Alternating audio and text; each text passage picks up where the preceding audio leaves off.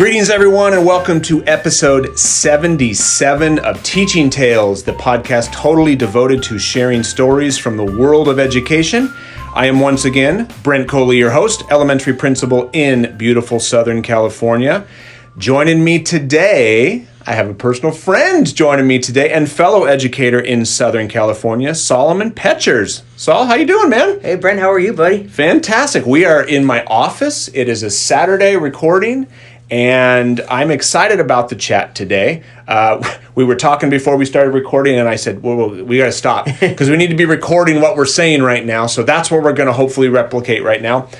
For anyone who is not familiar, who doesn't know who Solomon is, give us a little background. Who is Sol? Well, first and foremost, I'm a husband and a dad, dance dad now, and a daughter in college. But I've been teaching now for 23 years. I can't believe it's 23 years. Yes, 14 years was at elementary, and then the rest was actually all of but 1 year was at middle school, and I did 1 year as an assistant principal. It goes fast. It goes 23. fast. I think this is 24 in education now. Yeah, it goes by in a blink. We're on the downward side, side of the hill.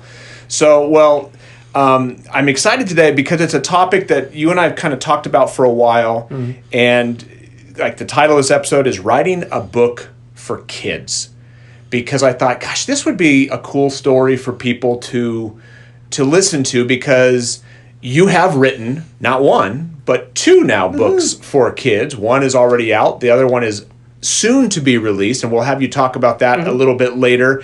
I've written a book not for kids, more for adults, but I thought, gosh, I want you to tell me, because I'm very interested, but anyone listening who may be thinking, gosh, I'd love to write a book for kids. Tell us the story. Like, what was the inspiration? Because I think first of all, tell us about your first book. Like, what was the inspiration behind it? The path. So I grew up in a big family, and first of all, I had older cousins that always like to scare the heck out of us, and so my affinity for scary stories or stories with tension has always been there. A Ghost in the Attic I wrote over 20 years ago. I wrote it while I was in college. Actually, I just out of college, and I remember, I don't know if you read a blog post that I had a while back, or just a recent one actually. It talked about how I had a college professor one time tell me. Oh, yes. Oh, this is college professor, powerful. College professor, I won't say the school, it was in Indiana, but it was a creative writing class, and I turned in this story that I was really proud of. I was beaming when I turned it in, and about 2 weeks later I got it back, and the professor, very nicely, she says, you should probably choose a career that doesn't involve words. And she said it like almost tongue-in-cheek, it was terrible. And the editing part, I can see where, she had issues, but the story I thought was great. So, fast forward a few years, I wrote this story called The Ghost in the Attic, and I think in the back of my head that professor was always there, and so I kept it under lock and key for the longest time. And this past year and a half ago, I guess it was now, I decided, hey, you know what, I'm going to pull this out. And there's been different variations of the story over the time. And I decided to get it on the computer again. I had to rewrite the entire thing. Oh, really? Yeah, I had to rewrite the entire thing. So, and I wrote it, and then I changed it from third person to first person. So I changed it that way. And then I decided to go ahead and just seek out how to get it published, because right now the traditional way of going through a publishing house is really challenging. I mean, you have to get a literary agent first, then you have to go, get accepted there, and then go to a publishing house, and hopefully they'll do something for you. Now that you could do everything really on your own, which is kind of nice.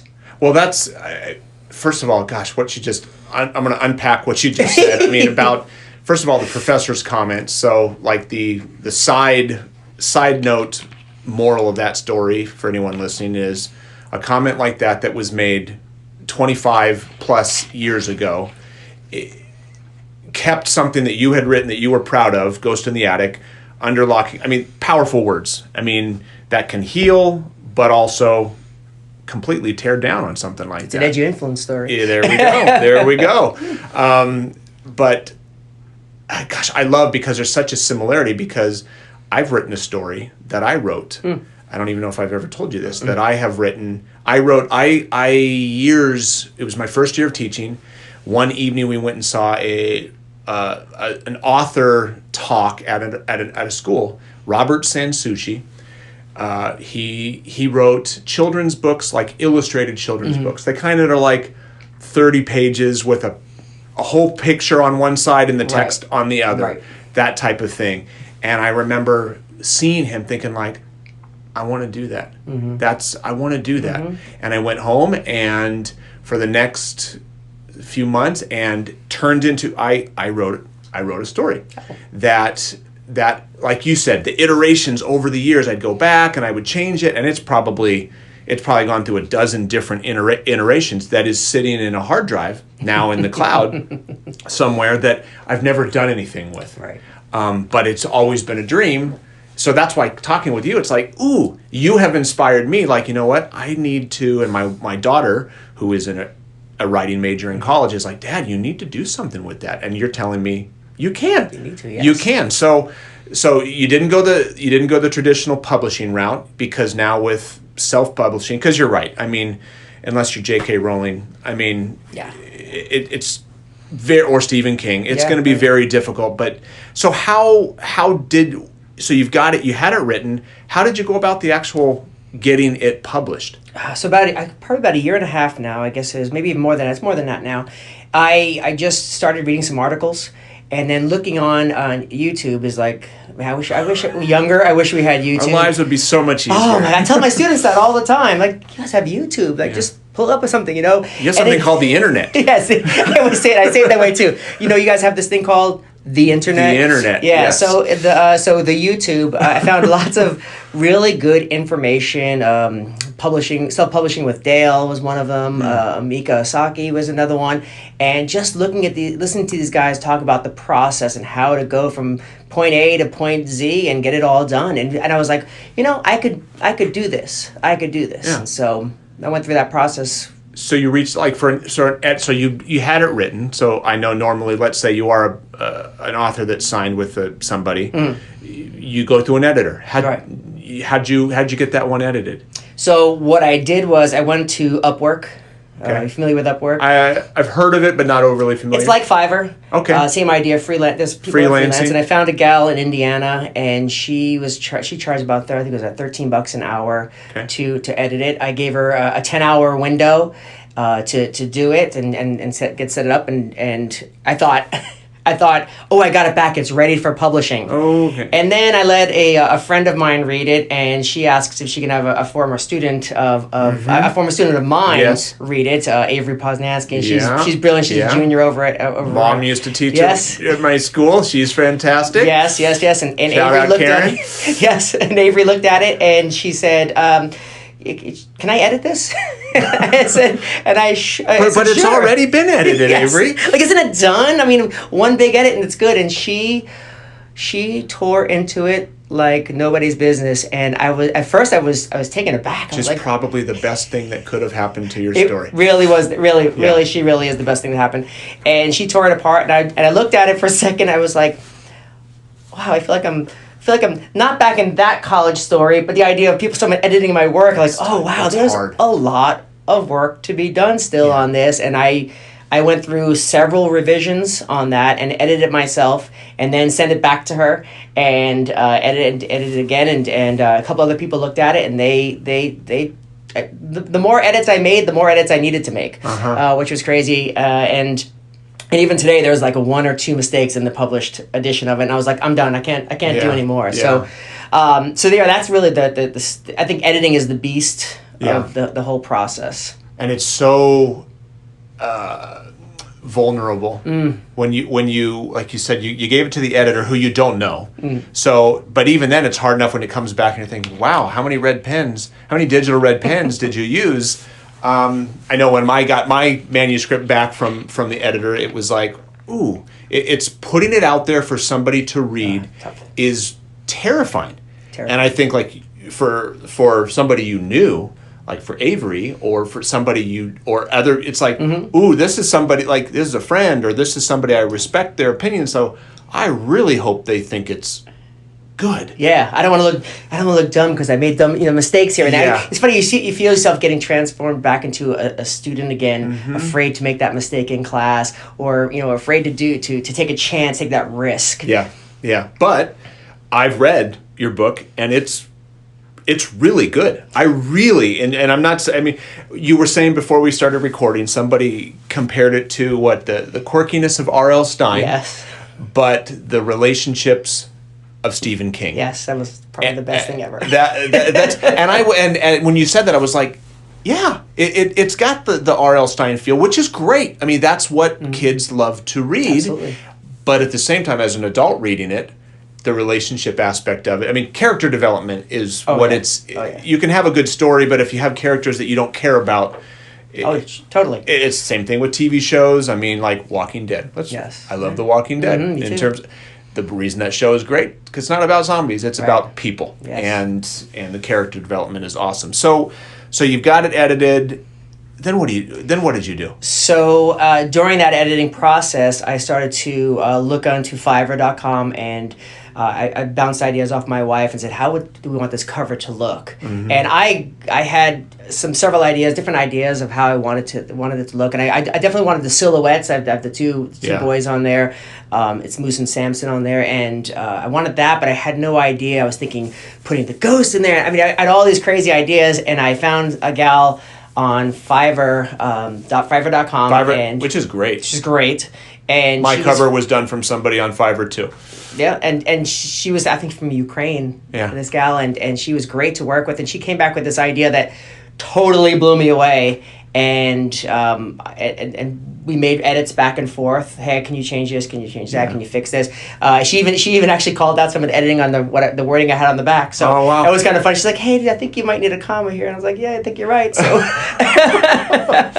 that's awesome. But yeah, so and that part was hard too. Even writing the blurb on the back to interest the reader. So and then how did you get it published in terms of like? How did you do that? So you got the cover, you got manuscript. Now it's time to put it in Kindle form, put it in paperback form. How did you do that? So I found another guy on the East Coast and on Fiverr again, and I was chatting with him, just asking, hey, what do you charge for this? And he said, how many chapters? And he went through this. And he goes, I'll do $10 each, $10 for the Kindle format, $10 for the paperback format, and I'll fix it whatever you need me to fix, I'll fix on there. And I was like, $20 to do something I have no clue of doing. And I tried it. I actually tried to format it. I was like, no, I'm done. If I get paid $20 to get that done, then it was well worth it. Yeah. Well worth the stress. And he, there was a couple little mistakes, just little things, and I just contacted him. You went back and forth with him, and he fixed it. Yeah, it was a business, like a partnership. It's a independent contractor. He's okay. So you've got the finished product. It's formatted for Kindle. It's formatted for paperback. Now it's time Amazon. Time for the YouTube again. Okay. To find out how to get it onto Amazon, the Kindle Direct Publishing, and how to do that. And Kindle's. Amazon's really good. That website's really good. When you're uploading information, it takes you through every step, even the ISBN number. Oh, great! Gives you that for free. I was like, that's cool. I mean, I heard other people paying $60, $80, $100 for that. Wow. And I don't plan on keeping taking it off of Amazon, so it's permanent there. And you walk really. There's 3 major steps, and the first part is what your book is about, who is about. You're gonna have to use key terms or taglines, things like that. And then the second part is picking your trim.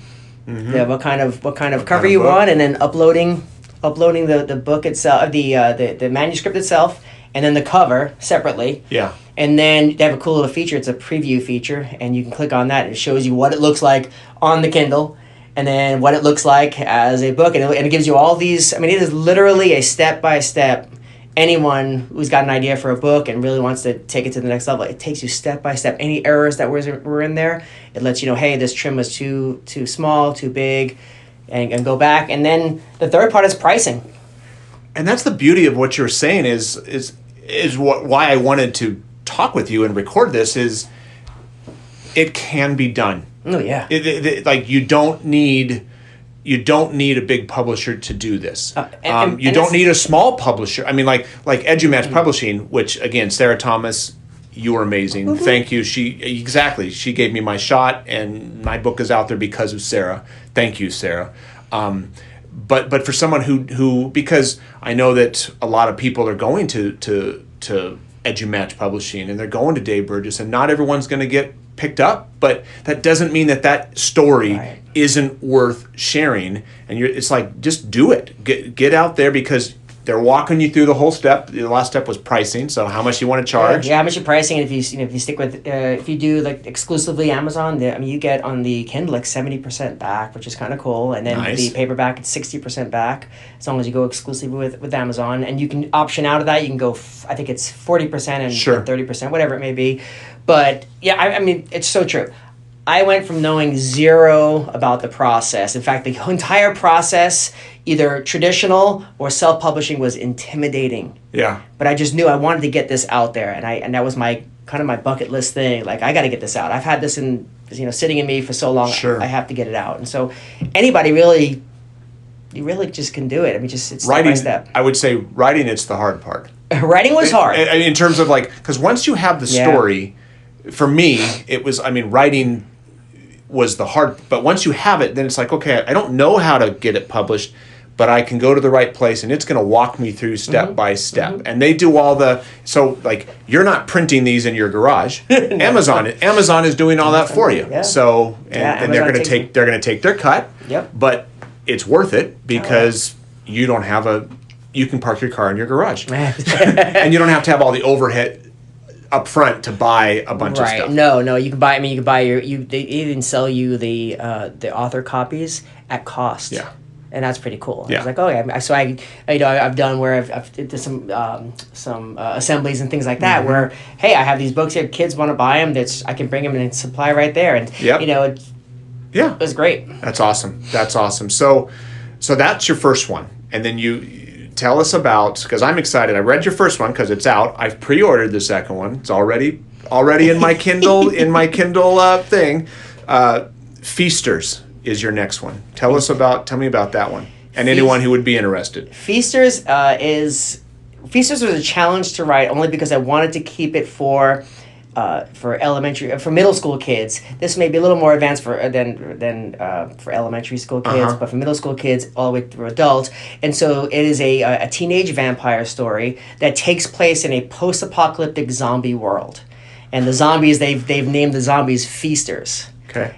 Which is ironically, it's a story about acceptance. This really is a story about, it's like The Walking Dead, where it's about relationships. Yeah.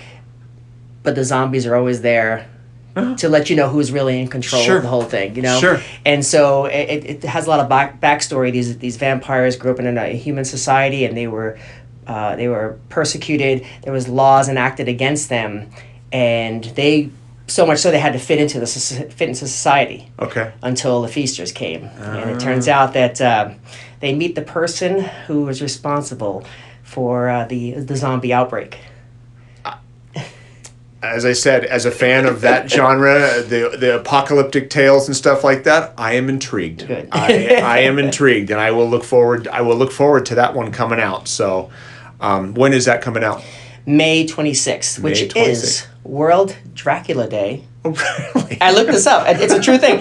And May is also, this is true also, Zombie Awareness Month. And a few years ago, the CDC actually came out with what would happen during a zombie apocalypse, and what would you do? And it was really more of diseases and stuff like that, and like Wyoming would be a safe place to go and things like that. So I was like, what a great your timing of the release is pretty good. That's awesome. Well, we'll finish it out. We'll have you give like the links and stuff like that of how in a second, but. As I've started doing in the last couple of episodes, let's totally change gears and finish the episode with some rapid fire questions. All right. You don't know what these questions are. They're not hard. Don't worry. It's not a test. I don't have red pen or anything like that. And they have nothing to do really with education. All right. So what are you currently listening to on Spotify, Pandora, Apple Music? Like, what's the last thing you listened to? POD. POD. I know you're a big POD fan. Favorite TV show or Netflix or whatever show? Right now, my favorite TV show is it's a tie between Goldbergs and American Housewife. Okay. Haven't seen them. I know of them, but I haven't seen them. 80s vibe. Got it. That's true. Mountains or beach? Mountains. Favorite Starbucks drink? Soy vanilla latte. Soy vanilla latte. Favorite salty snack? I fry up pepperoni. Fried it like in a pepperoni, pan? fry it with a little olive oil, and it gets crispy like chips, and I like that. Nice and salty. Oh man, I haven't eaten lunch yet. That sounds really good. You can also put cheese on top of it and then pop it in the microwave, and you have like nachos, but it's just pepperoni. Oh my gosh. There's got to be somebody who's listening right now in their car. They're nodding their head, or their head is in the fridge right now, seeing if we have any pepperoni. I love it. Favorite sweet snack? I like cake.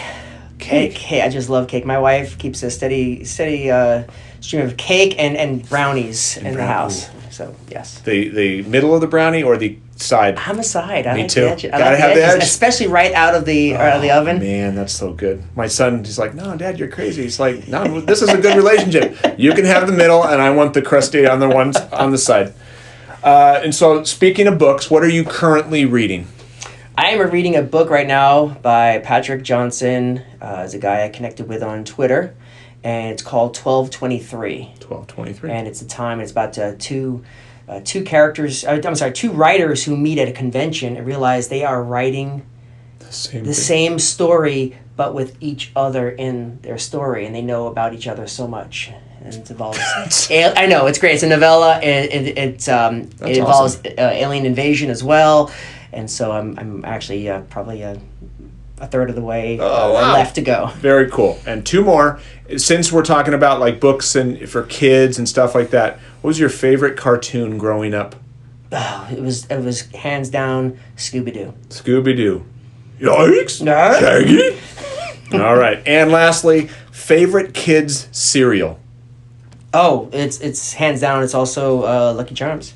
I love Lucky Charms. I love Lucky Charms. And it is magically delicious. Is that a plug? Are they going to... There's not a sponsor. Not a sponsor.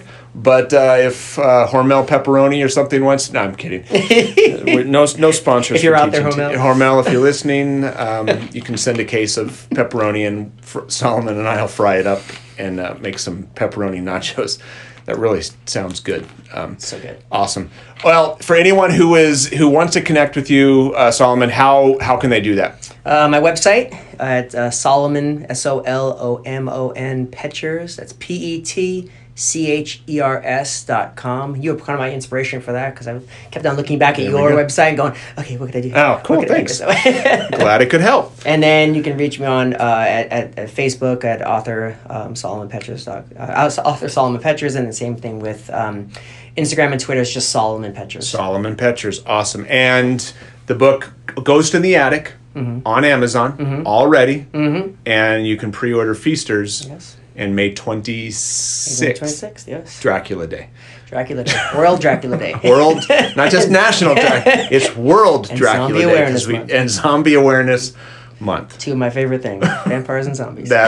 Well, the fact that you're meshing those, very interesting. Well, Saul, man, thank you. As always, I love chatting with you, and hopefully someone got something out of this. And maybe someone listening right now, like myself, who has that, I have a story that I would like to do something with. So I need you've encouraged me to, you've nudged me to move forward in that process, and hopefully someone out there will be encouraged to share their story with the world as well. Absolutely. So awesome.